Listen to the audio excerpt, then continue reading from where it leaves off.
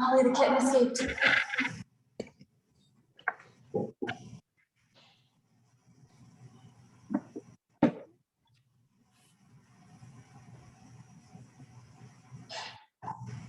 Okay, we're just sharing over to Facebook. Hang tight, everyone.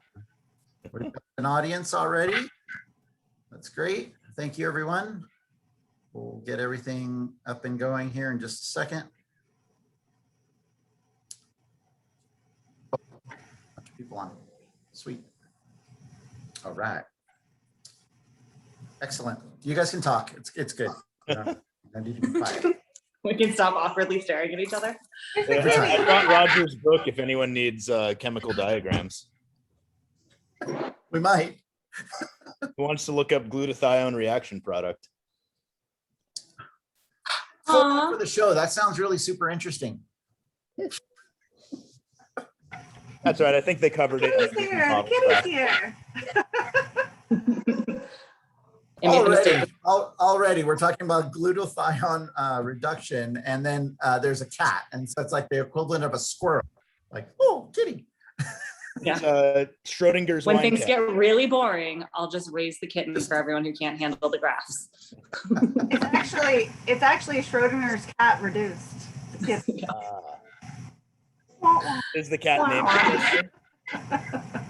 All right, we're gonna get going here in just a second. We're letting Facebook side catch up and allow people to get on. Everybody over here on the Zoom side of things, but thank you for being on time. You know how we are. There's a cat butt on screen. Yeah, you know how we are. We'll get going here in just a second. All right, awesome. So thank you, though, everybody, for being here on time right now. As I said, we're going to get going here in just a second. This is what, show 70, maybe? I don't know. We'll figure that out later, but Paso Wine Hour still going strong. However, and I'll repeat this at the end of the show, we will not have a show next week.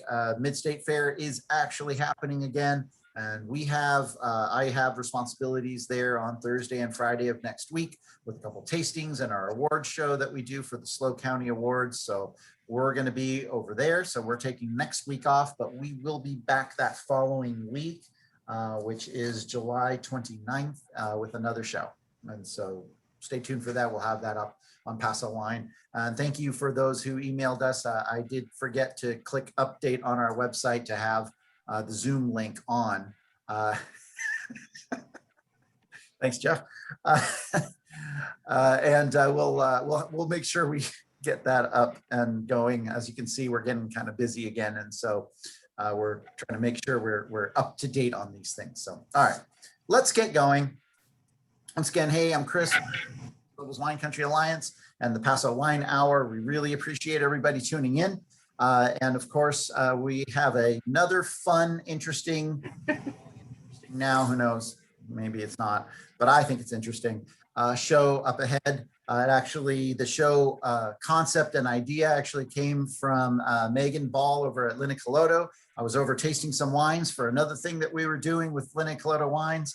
And we tasted a wine that had been open for a day, a little over a day, and then she opened one up right then and there, and we were tasting the difference. We were talking about air, we were talking about decanting, and it was super interesting, and I was geeking out totally, and so that's this show. I want to introduce all of our panelists, though, before we get going here. Give them a quick hot second to say hello and who they are and where they're from. We'll start with Meghan from Linne Calodo. Say hello. Hi, I'm Megan. I've been working here at Linne Calodo since 2013. Prior to that, I worked in New York City as a sommelier and beverage manager and did my WSET out there. But here at Linne Calodo, I worked as the assistant winemaker for quite a few years and then moved back to the front of the house when I got married and had children. And turns out babies and winemaking are very difficult to do at the same time. So switched back to the pretty dresses. But love talking about wine. I've been doing it for a long time and I've known Jeff and Carrie for a very long time too. So stoked to be here. And Chris. Awesome. Awesome. Really cool. Thank you for coming on. Really appreciate it.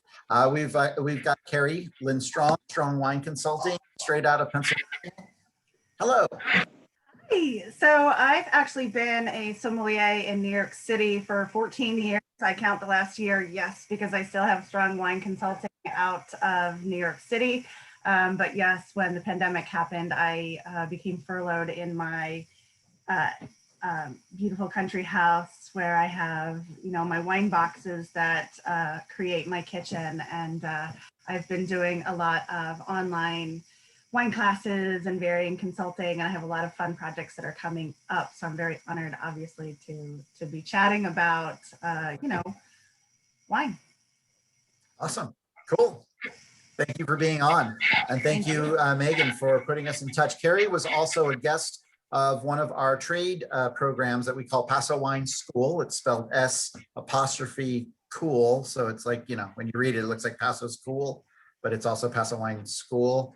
It's a trade event that we do for trade members of buyers basically out there that come out to Paso. We host them and we show them around and hopefully inspire them to carry more Paso wines when people come and knocking. So Jeff, I will, before we go on to Jeff, go ahead, allow me to compliment. This was an absolutely fantastic trip, and it wasn't because I got to see Meghan Ball, but it was really eye-opening, and I got to learn so much more about the terroir and Paso, and everyone was so wonderful and lovely, and I got to go horseback riding, and I got to taste all these amazing, beautiful wines that I'd only, kind of scratched the surface of, and we really got a deep dive into what was going on out in Paso. So for anyone that doesn't really understand Paso, I encourage you to try more Paso wine.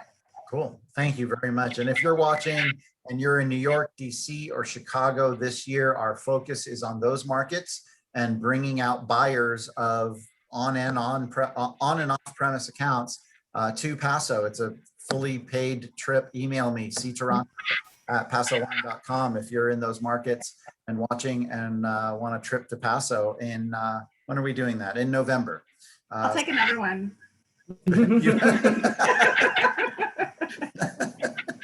All right, Jeff from Onyx Wines. Welcome back. Yeah, so, well, just to complete the trifecta here, I'm also an East Coaster. Grew up in Connecticut and actually spent 6 years doing vaccine research and development in Philadelphia. So also apropos to the modern times. You're in New England. Oh yeah. Hey, But I'm from also, New Hampshire. What's that? Oh, New I'm from Hampshire. Right on. I'm from Connecticut. In Connecticut, we have no accent. You either mimic Massachusetts or New York, and I'm kind of from just north of the Munson-Nixon line. So, but that's a whole other inside joke right there. But I think Chris gets it. But all of that said, I left chemical engineering and one version of glorified plumbing for another. Got my wine graduate degree at UC Davis, came down to Paso Robles, and I've been working here, not necessarily on the front patio where I am now, but for Onyx Wines for the last 10 years. So now I am director of operations, came up through the production side, but as you probably got from the background, I'm probably here to represent the overall geekery chemistry side of things. Definitely the geekery chemistry side of things. When we put this show together, like I said, Megan and I were talking. She's like, I got the perfect person for you, being in Carrie, to talk about it from the restaurant side of things, and from that whole the East Coast New York restaurants scene was going to be perfect. Megan's experience there, as well as at Linne Calodo. And we were talking the other day, who would be a great winemaker?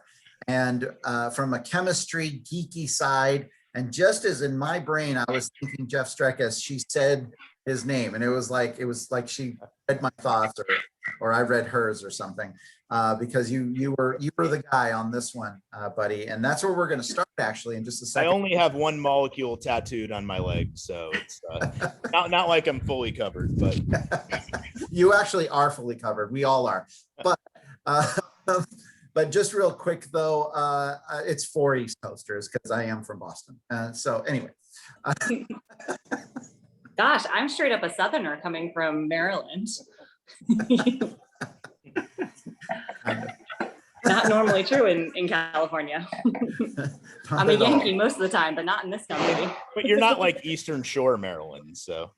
No, DC area, just outside of DC. All right, so let's talk about the subject. The subject is basically centering around oxygen, right? We need an oxygen, it's important. And why? I mean, we need it to breathe, right? You need it to have a fire. You need it to stop snoring if you wear a CPAP machine. So that is how important oxygen is. And it's also important because it does help bring out flavors and things in wine after it's been in its own little bottle slumber. But it really does start in the winery. And that's where I want to start. I want to start talking about how oxygen incorporated into the winemaking component really develops wine from the get-go. And I want to start with Jeff on that. And Jeff, I'm going to tell you, you don't need to get too crazy, geeky, sciencey, but go to town a little. Well, we want to know. So I'm going to be completely honest. I prepped all my stuff purely on how I thought oxygen versus evaporation affects decanting. So since we're going back into the winemaking side, I'm just going to wing this and say, I mean, so I don't know if you guys remember back to high school chemistry or whatever, science classes they make you take.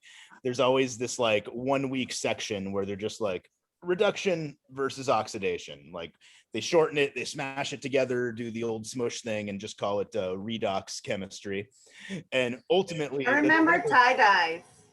That was the same class. That was the same teacher who taught me how to do both. I just can't remember the context of how we did tie-dye. But yeah, so ultimately, we always in winemaking, even my friends who come at it more from like, history and art backgrounds, we end up talking about reductive winemaking and keeping things on the reductive side and avoiding oxidation. But, it's always that question as to why. And I think if I were to like simplify it, wine aging, just overall, it is the slow, somewhat controlled, somewhat not controlled oxidation of wine over time that overall morphs the flavors and it makes wine what I would call a three-dimensional product. It's not just what it is, but it's what it is at this point in time, because that keeps changing. And wine as this living, breathing thing is just always fun to watch, and what I think makes it a much more just fun to observe and taste and enjoy a product that's ever changing and isn't just like this literal chemical concoction like, a Coca-Cola or whatever.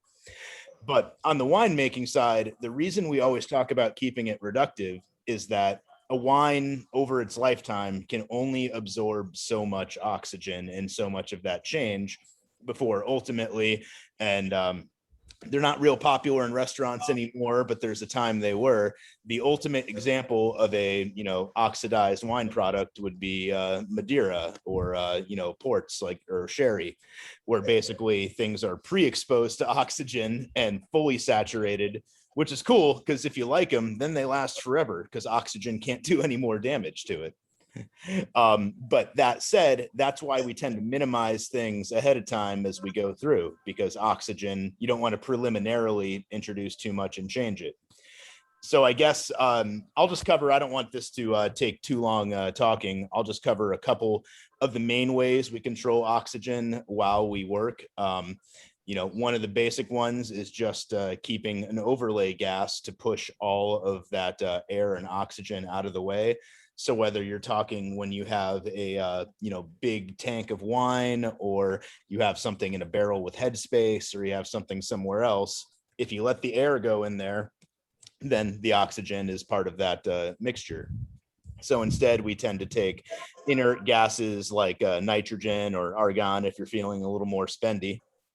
And we'll just basically use a pressure transfer and put all that other inert gas in there so that there's no oxygen reacting with the wine. The other big thing we'll do while we have wine in barrels is there's always evaporation going on, no matter how much you humidify that barrel room. So every month we're going to climb up there and top off those barrels and fill that empty headspace with additional wine. And that keeps, again, all that oxygen exposure from getting to the wine that's in there that we're caring for those 1, 2, 3 years, however long a winemaker might choose to keep everything in barrel. And then going on from there, the only other thing is if you meet winemakers who are super focused on that reductive style, that's where they'll get into actually using those same inert gases to pressure transfer wine out of barrel, instead of, say, using like a pump, which will still pull and entrain some air from outside and bubble it into the wine. But So somehow, Jeff, sometimes, Jeff, though, you want oxygen, right? I mean, there's the whole pump over process, and there's different types of pumps that might spray it over a large tank, or just coming right out of a hose, or something of that where you want some of that exchange, right? Mm-hmm. So yeah, you have that that whole word I said at the beginning, the one that goes with oxidation, reduction.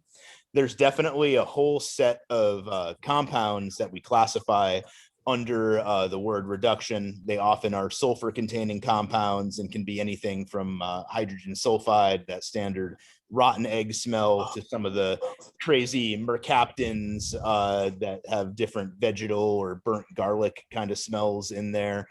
And basically, if you ever see like a winemaker going to a tank and it's the middle of fermentation and they're like, oh, that smells reductive or angry, one of the first cures to try and fix that problem is actually by entraining more oxygen into the wine.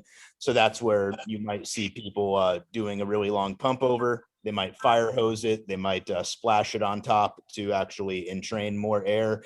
I've seen, people might sometimes even put it over like a bowl made of copper, just so some of those copper ions start to fix that reduction chemistry from a electron standpoint.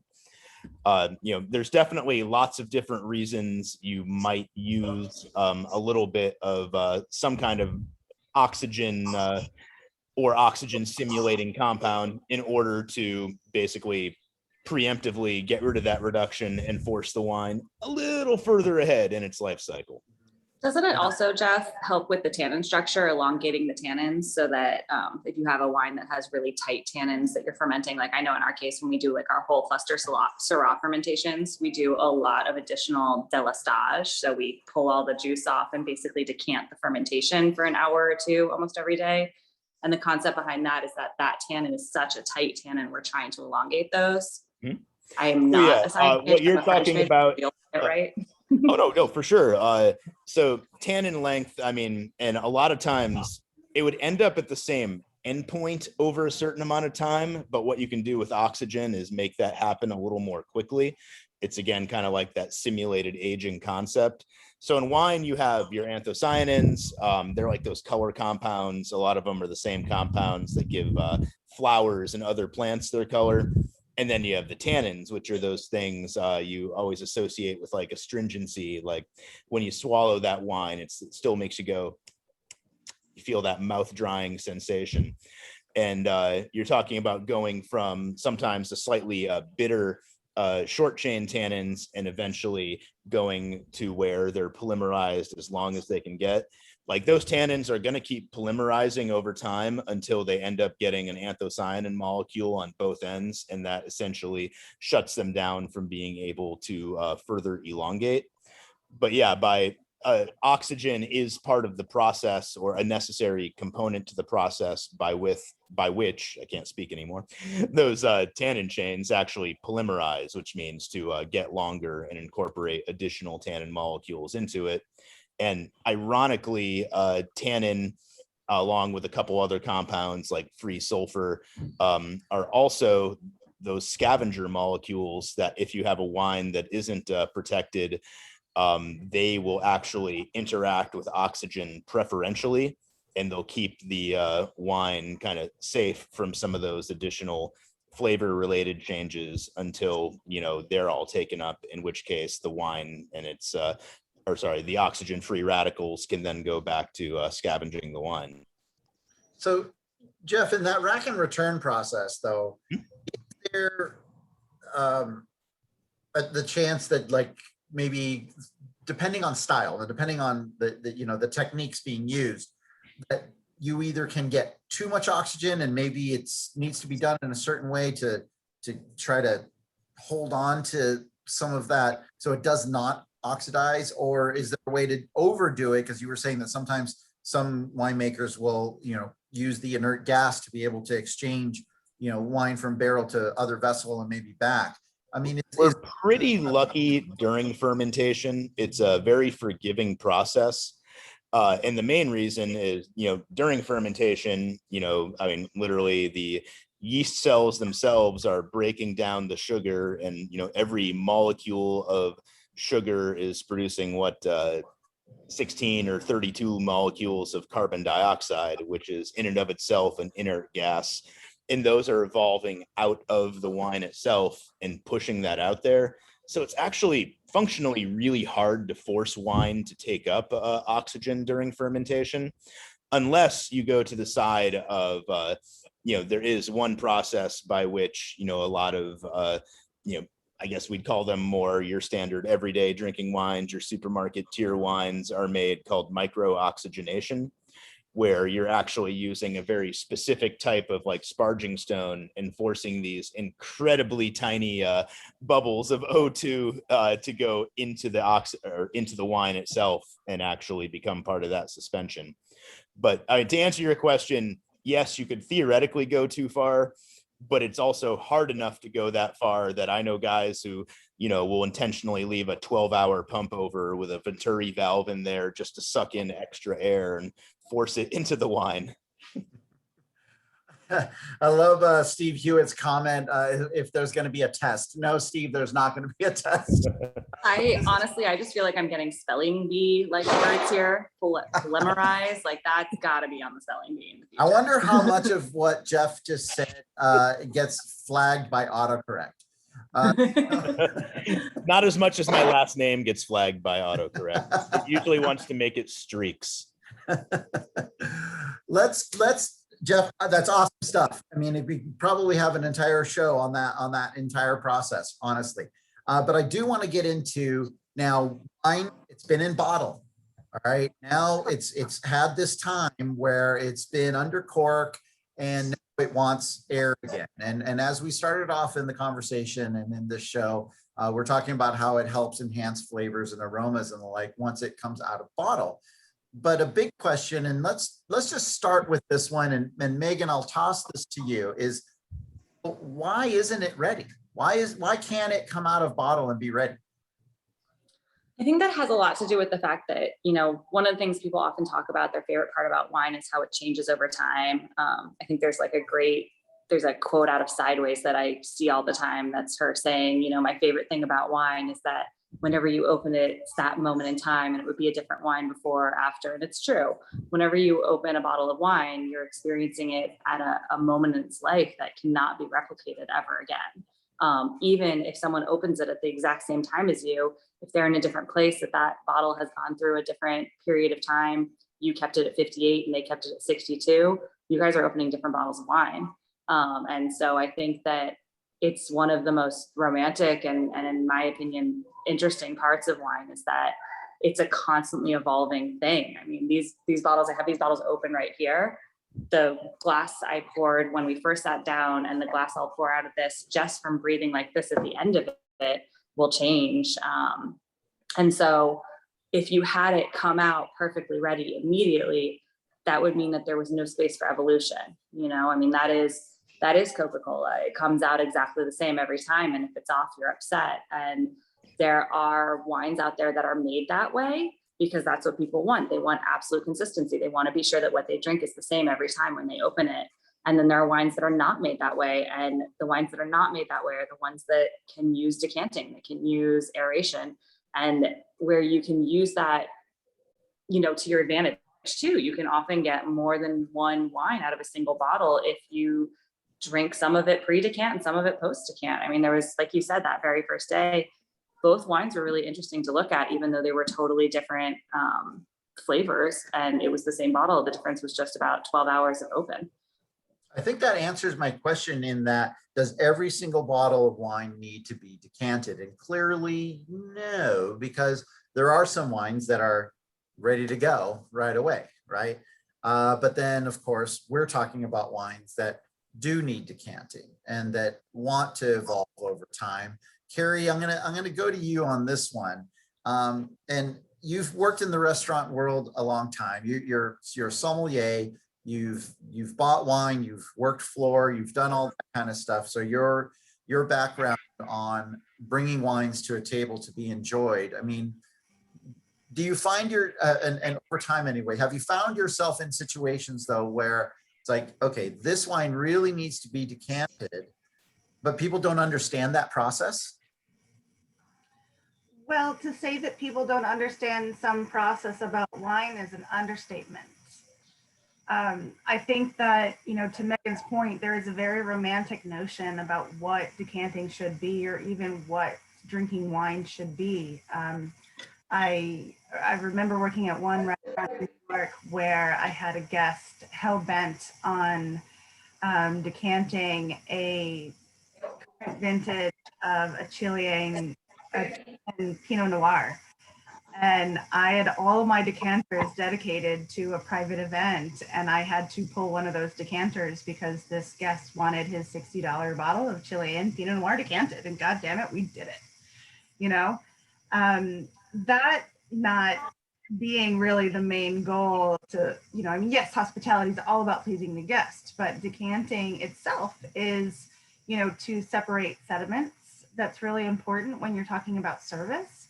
And then, yes, to Meghan's point, every sip of a wine should grow and should get to a different point, whether you're pairing it with the aperitivi, you know, the canapes, the insalata, or the pasta, or the carne, or the penne, or the dolce. You know, I mean, it really depends on how long the wine has been open, whether you decant it, whether you don't decant it, whether it's white or red. You know, people don't understand that white wine should be decanted in some cases. You know, these are all things that sommelier can do, and we can enhance the experience.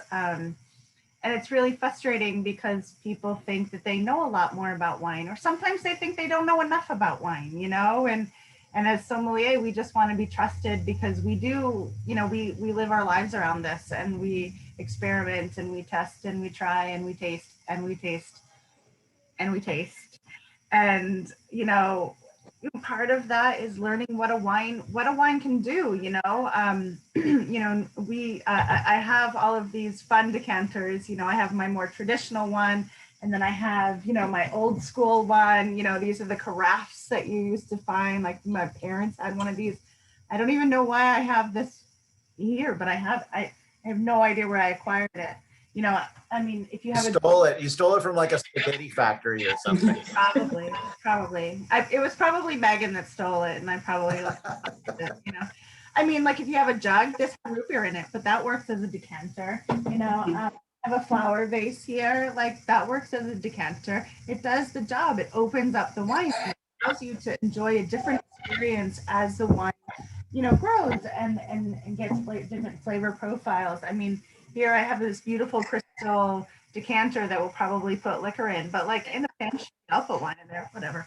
But the thing is that it's all about service, and it's all about the experience that you can have. You know, Jeff, you brought to the table all these amazing, yes, geeky things about the process and the science and the chemistry of how and why wines are made in the way that they're going to be made. But what we don't always talk about are the differences between a wine that's meant to be enjoyed in the first 2 years, or a wine like a Barolo that's meant to be aged, and that's just what it is, you know. And so when you have a wine that's meant to be enjoyed in the first 2 years, sure, decant it, you know, but is it going to be drastically different from the first hour to the second hour?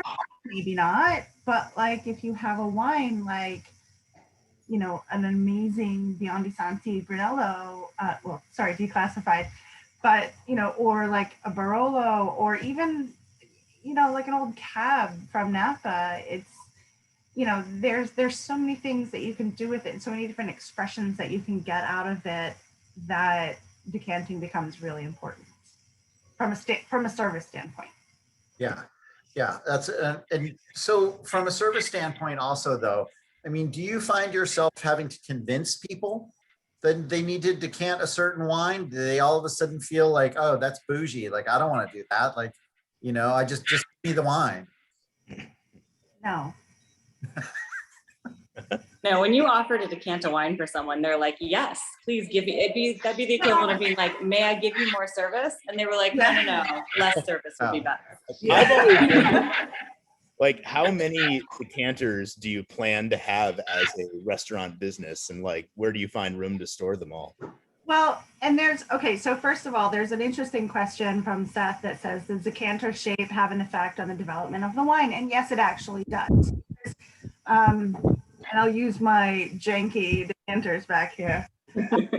So look at the difference between, again. Here, I'll grab one too. Yeah, old school, right? Old school carafe, right?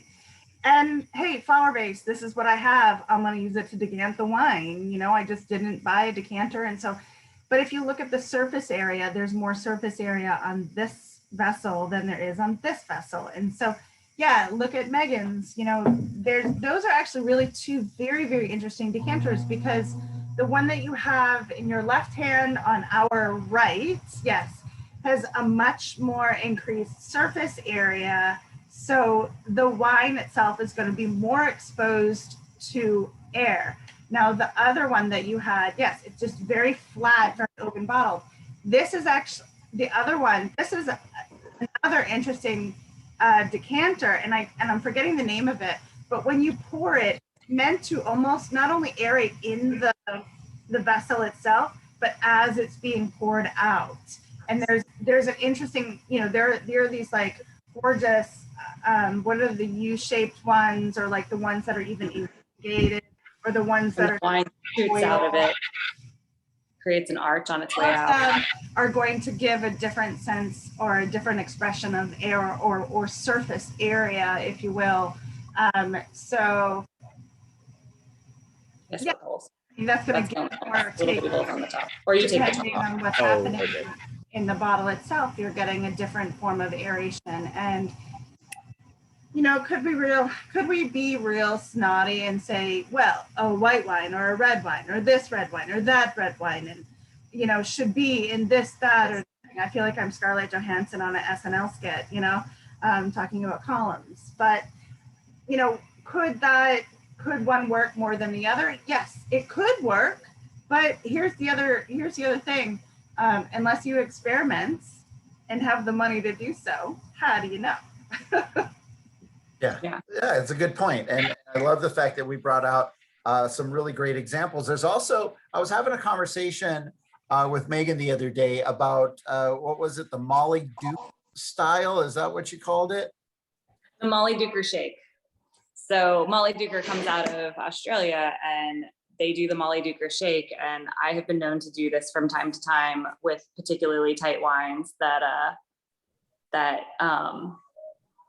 didn't have time to decant. And the idea is that you pour a little bit of the wine, you put the cork back in, shake up the bottle as hard as you can, and then you pop the cork off. And there's been a lot of release. There's dissolved CO2, there's all kind of stuff that comes out of it. And it's sort of just like a hard and fast aeration of the wine. That reminds me of what in the industry we call a splash decant, where you take a normal decanter, and I'm going to take this bottle because it's not open right now. I don't really like. I don't need to drink a whole bottle because it's Linne Calodo. It's the last one I have. I don't want to, But you basically just go like that. You know that there's no sediment, and so it just goes splash, and it circulates throughout the bottle, and more air kind of like, it's like a wave, but it's contained. But you can hear it. It does that plug, plug, plug.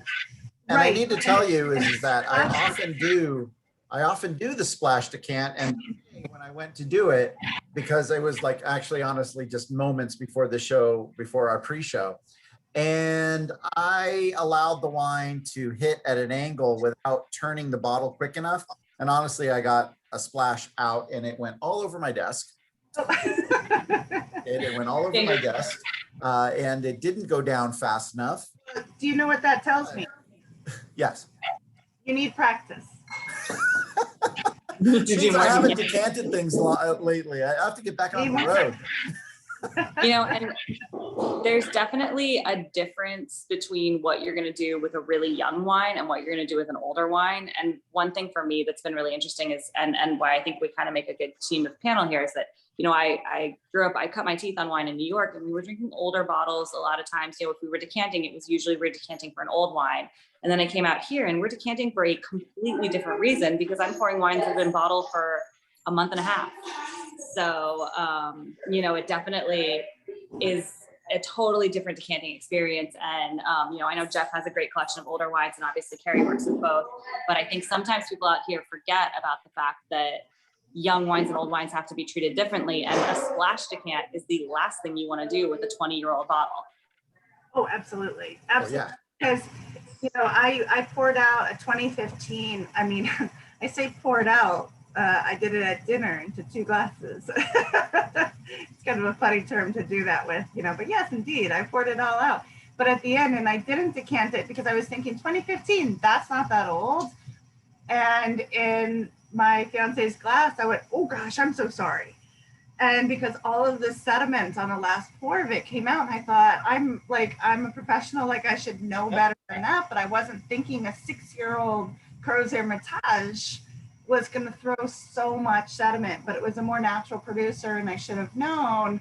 I know how to decant that from glass to glass, so that you're not chewing on the sediment, if you will. But there's a lot of different reasons, that you would want to decant a wine. Something that I wanted to bring up, and I had mentioned to you earlier, and I'm sure they'll be happy that we spoke about it, but Coravin, and how does that change whether you decant or not? So as I said earlier, I love this bottle, and this is my last bottle, and I don't want to open up the whole thing, but I do want to be able to, enjoy this wine.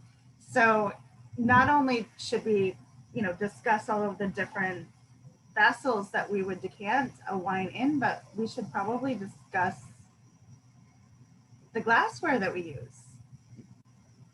It's true. Absolutely. What do you have? Is that?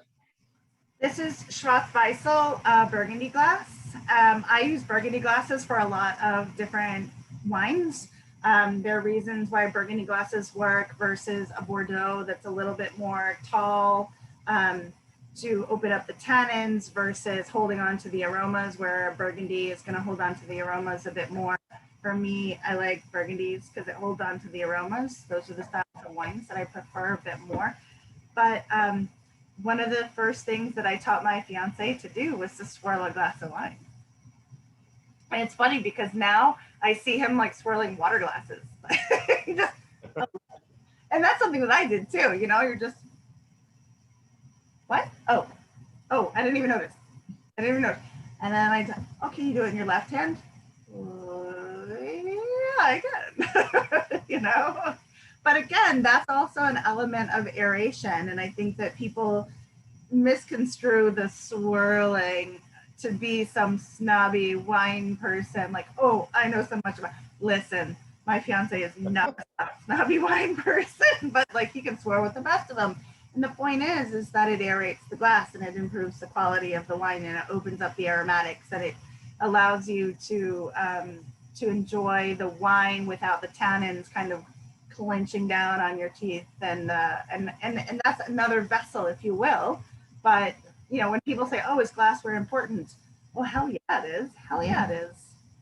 Yeah, absolutely it is. And that's why they make certain glassware for certain wines as well, is because that glassware is going to be a little bit more conducive to allowing that particular grape to, find its path as far as.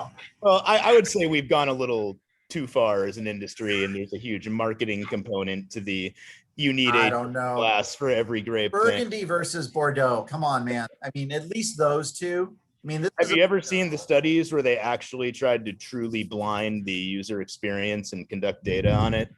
Sure, but how about plastic versus glass versus aluminum? I mean, there's there's a lot of wine glasses out there. So to a degree, it's still gonna matter. Yeah. Let me throw this out there for you before I go get another cartridge, because you were talking about our guns out. Champagne. I don't want flutes in my life. Oh no. I don't. And you can decant champagne. And I don't think anyone ever thinks about decanting champagne, but there's a lot of champagne that does well with a decant. I would suck at it, according to today's experience. Yeah, you would. You just have foam on your head somehow. No one would know how it got there. But I, you know, the one thing that I feel is a real miss with flutes, and I'm not, look, if you have a flute, like, and you have a special experience, that's fantastic. That's wonderful. Me, I'm going to be drinking champagne on Sunday, Tuesdays, Wednesdays, and probably every other Thursday. And then on Fridays too. So, you know, for me, I want to know what that wine tastes like. And if I don't have a glass that I can aerate it with, and it doesn't have to be a Burgundy. I have this super simple, I might get it for you in a second, but I have this super simple Lennox Tuscany series, and it's actually called a Pinot Grigio glass, which I'm like, no. But actually, I am going to get it for you because it's got this bulbous bottom. It's got this bulbous bottom, but it's narrow on the top, and it's like the perfect champagne glass. Forget the Pinot Grigio, forget anything. I'll just put the champagne in there. It's beautiful.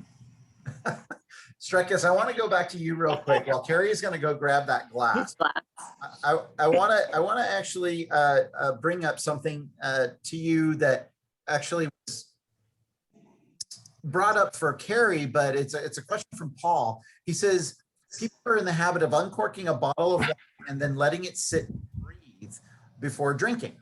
Does this actually do anything to the wine, or must it be decanted? Now, tasting room, and Megan, you could probably jump in on this one too, but in the tasting room, you have wines that are opened over time that are then being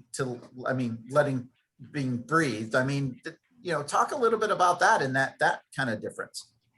Yeah, so you're always going to see some interaction with that air. The main thing, even whether it's in a decanter or in the bottle, you're usually talking about any change that's happening over measured in minutes or a few hours is more based on evaporation than on actual oxygenation, which is more of a chemical change where you'll actually have molecules changing into something else because they're interacting with oxygen. So you're still getting that evaporative quality even in a bottle once you start pouring out of it, because you're still going to have, whether in a Bordeaux bottle like this or a Berg bottle like this, a pretty good surface area or interface area between the liquid and gas content. So ultimately, you will absolutely start seeing those changes. The only reason to do the decant, well, not only reason, I mean, there's a million reasons to do it. But one of the big reasons to do a decant is so that you actually see those effects take place a lot quicker. Otherwise, I think in all of our, restaurant, winery, whatever, and just in everyday enjoyment, I think there is something to be said for ritual, whether it's how you make your coffee every morning, how you decant your wine, just, refusing to move away from corks to screw caps. Like, there's certain things that just feel good to go through and do the process. And I think that's just as important a reason for people to enjoy decanting wine. It's a beautiful process to go through. I mean, it's a fun experience. You can taste it before and after. I just think it's an awesome thing to enjoy when someone's in the right place and time for them to do it. So Steve Hewitt earlier had asked the question if there's a final. There's not a final, but there is homework, because I think what you just said, Jeff, is pretty apropos, is that you should try this. Try it at home. I mean, open a bottle of wine. If you've got some inert gas at home not everybody has inert gas at home. We kind of do sometimes. Gas it off, allow one to breathe, that kind of thing. Or if you have two bottles, of course, and you feel like doing it and, going through your wine, well, you can do that too, to see the difference. Or, a lot of you guys come out here to Paso, and when you go into a winery, ask about it. Hey, do you have a bottle of this that was maybe opened yesterday and a bottle that you guys are about to open? Can I compare those? Because we often do, Really? and it's something I purposefully do for people all the time. If I happen to have a bottle that was opened yesterday and it's down towards the bottom, so I got to open a new one anyway, I'll pour the two side by side for them. Not everyone's gonna always have it, but they might have one wine that they have that bottle that's been sitting there for 2 days and they weren't sure about pouring it, so they opened a fresh one, and you can take a look at what that difference is. And I do think in the tasting room, it does change more rapidly than at home, because while we don't necessarily decant in the tasting room, we do this motion 25 times. And that's not how you pour wine normally. You do it tops 5 times. So that back and forth, even if it's only been open for a couple hours, by the time I'm getting, 20 of those in, I've gotten a lot. I've basically been splashing it back and forth in the bottle all day. And so, I know for our wines, the combination of the fact that we're pouring them pretty young and that Matt is really a minimalist winemaker with the no filtering and no finding. So we tend to keep a lot of trapped CO2 in our wines.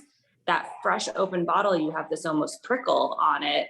And that bottle that's done that motion 20 times it's gone. That CO2 is dissolved out and you're gonna have that kind of smoother, rounder feel. And understanding that, I think, is really important. And it's something that is cool to see. For me, the evolution of some of the wines is one of my favorite things. This white I have here, the Contrarian, I love to take it home, get it really cold, open it, drink a glass of it, throw the rest in the decanter, put it on the table, and 30 minutes later come to that with the meal. And it's like, we have a totally different glass of wine to enjoy at that point. And I know that is only minutes, but it makes a difference. The other factor in there, of course, is warmth. As the bottle's out and it's sitting out, whatever wine fridge you had it in, whatever actual fridge you had it in, it's going to raise in temperature. Unless you keep your house at 55 degrees or 58 degrees, and that's the same thing that happens in the glass. You touch it, you hold it this way. You'll usually see somms hold their stuff down here because we're not trying to add that heat there. But if someone pours me something that's way too cold, usually it goes the other way, but in the off chance they pour me too cold, you see people do this to warm it up to try and get a little bit more of that shift happening. And I think that, for all we talk about oxygen, temperature change is a big part of decanting too. Yeah. So there are two things that I want to point out here. One, Meghan is a tremendous marketer for Paso, because the first thing that she said was, when you all come to the tasting. So bravo, Meghan. But two, I'm going to be working with a champagne brand and a cognac brand, and something I learned really interesting about cognac, and this has to do with temperature, is that in this country, a lot of people put a cognac glass over a candle, right, to warm up the cognac. And the general manager of the distillery said, don't ever do that. Never do that. Not only that, but never put it in, serve it on ice. And I said, well, that's something that we do here very consistently in this country. And I get that there are different cultures and there are different ideas on why to do that. So what's the purpose of not doing that? And just as a parallel with wine, one of their brand reps said to me, I think the reason why this used to be done, why this kind of tradition, if you will, came about, was because most often people were tasting cognac out of the cellar at cellar temperature. So because it was cooler, they would hold it over candles in the cellar in order to warm it up, to coax out those flavor profiles. And so that's why people started doing that, because it was this like, oh, I know something, to do that. But the point is that we don't generally, room temperature isn't cellar temperature. So there's really no need to do that. But that said, as I'm sure you all know, the French always say that Americans enjoy red wine too warm and white wine too cold. So, so a decanting can help or negate the qualities of mitigating temperature depending on how the wine has been stored. See, I always thought that, and when I went through CMS and then the W set as well, is that the whole can thing was to watch for sediment as you were decanting, say, an older bottle of wine or something. That's a different place for the candle. So with a cognac, you're holding the actual glass over the candle because you're warming up the glass. When you're pouring for sediment, you're holding the candle down here so that you can see the sediment in the bottle. Got it. Carrie actually had to do that once upon a time in, I don't know, 20 years ago. It feels like That long we're not that ago. old. I feel like A long lifetime ago ago. I was told that the like actual brandy snifter was kind of designed so that you had to hold it in your palm as well, and the heat from your hand would actually kind of warm what you had in there and change the aromas as you went through. Yeah.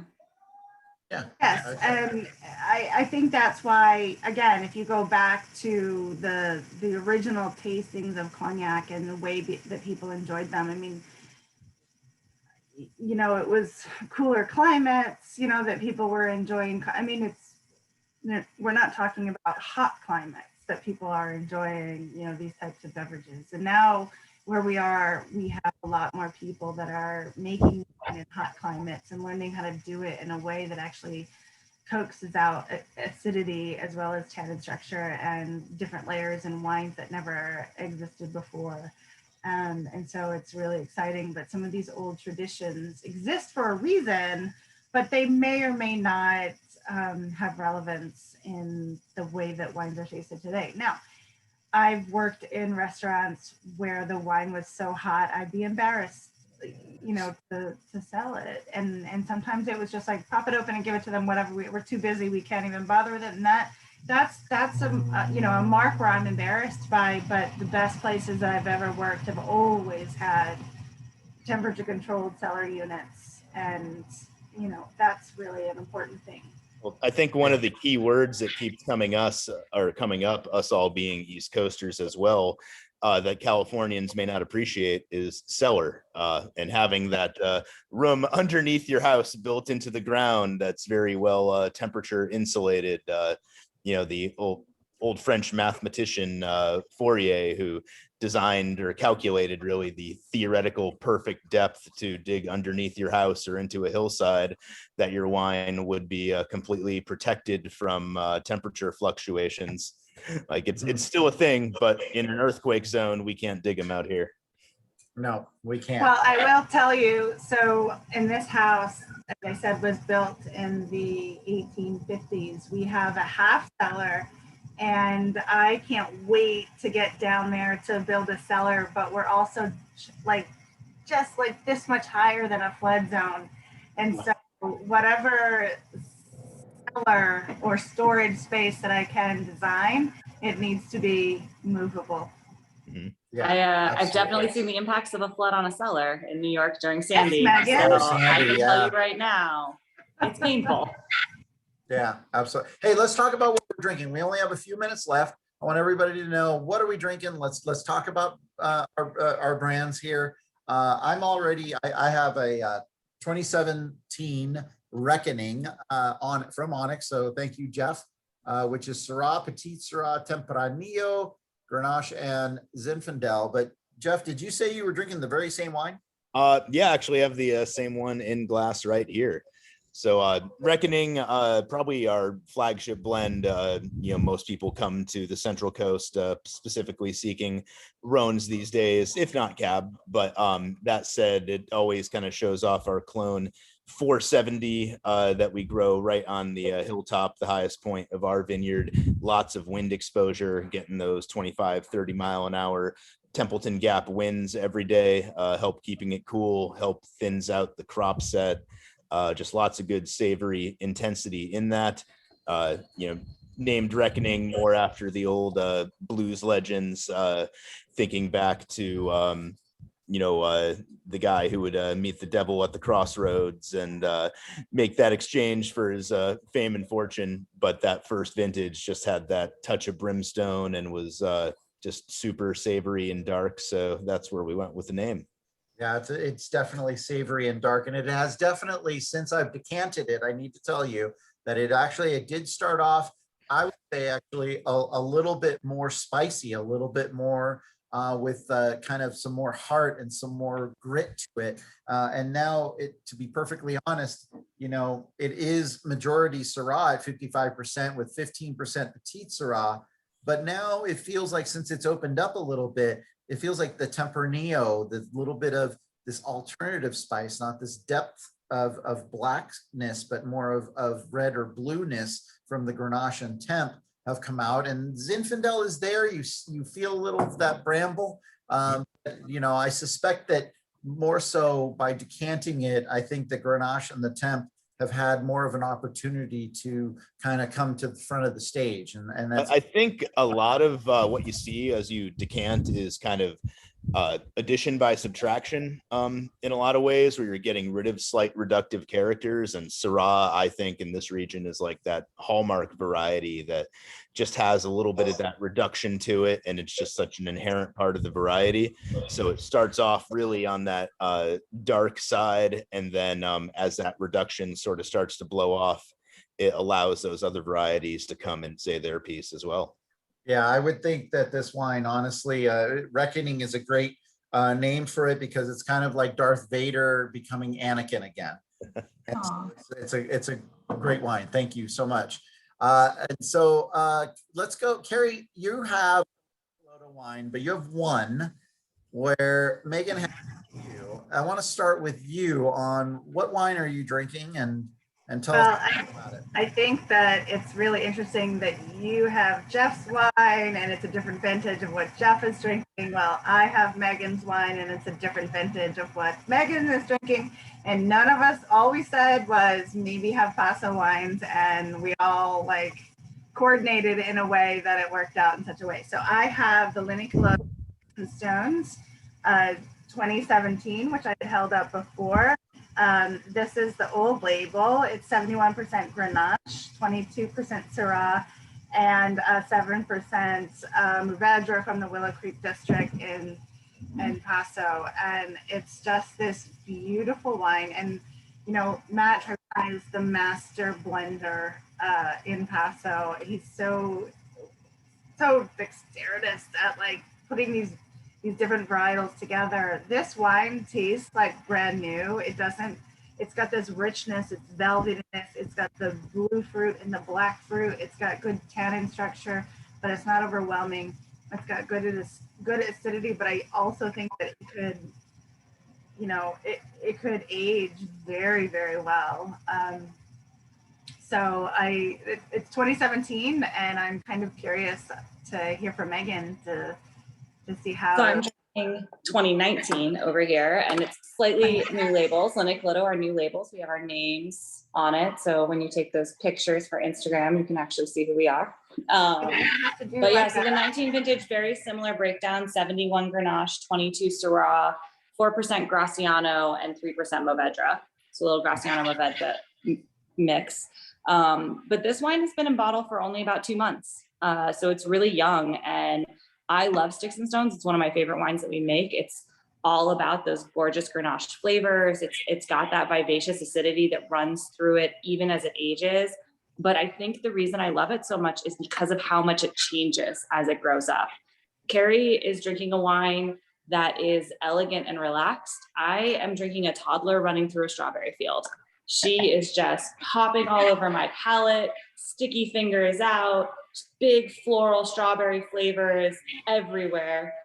It's a lot of fun. I have it a little bit cold. It's a little bit warm here in Paso. So it's, you know, a really great, awesome wine, but it's a very different experience from that really elegant wine that Carrie's having.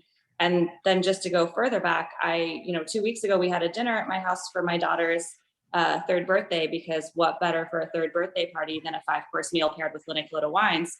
And so we opened in 2014, and that wine had softened to the point of just, you could have tricked me into thinking it was a Pinot, possibly, a California Pinot, not a Burgundy. Let's not go crazy. But, it definitely, the wine just evolved so much over time. So for me, I love to lay these down and age them, but I actually am one of the weird people in California who does have a basement, but it's not perfectly temperature controlled, and it can creep up there. So I really don't age things super long. And that's where decanting is always my savior. And if I want to drink this, I'm gonna decant it. If we open a bottle here in the tasting room and we just think like, wow, this little toddler is throwing a temper tantrum right now, we'll often do what we call a double decant, where we dump the whole thing into a decanter, usually something nice and big like this, swirl it around a whole bunch, and then they all hand the decanter to me and say, okay, Meghan, you do it. And then I pour it back into the bottle. Little by little, they're trying it. But You know, the And you other, learned that in New York, come on. I did.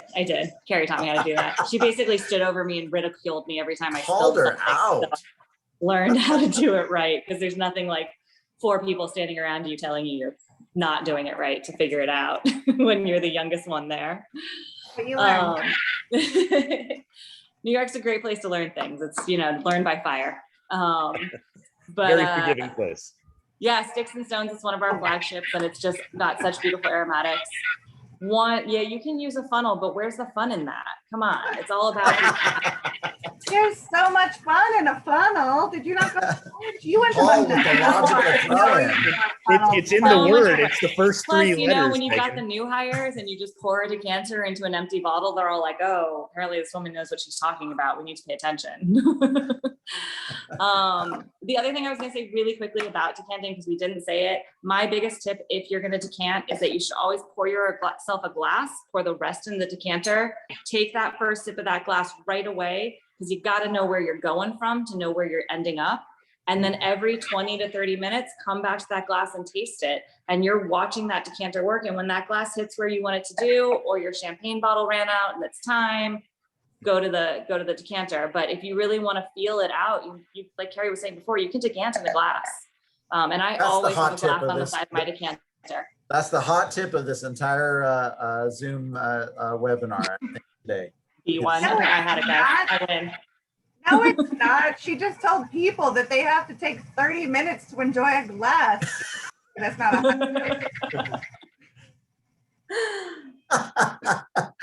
You're supposed to That is have a bottle of actually champagne on the very side. East Coast interpretation right there, and thank you for that. What's the translation? You're having fun wrong. You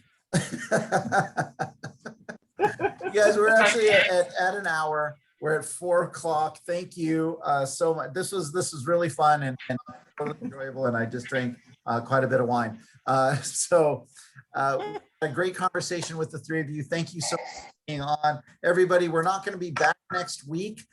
We are going to actually take a week off because we have Cattleman's Day at the Mid-State Fair next week. And so we have some duties over there for a wine tasting event that I will be a part of, but we will be back the following week on the 29th with another show. Watch pasowine.com for that one. Thank you very much, Carrie, thank you to Meghan. Thanks. And thank you, Jeff. And you guys, that was fun. Thanks so much. Thank Thanks, you. everyone. Cheers.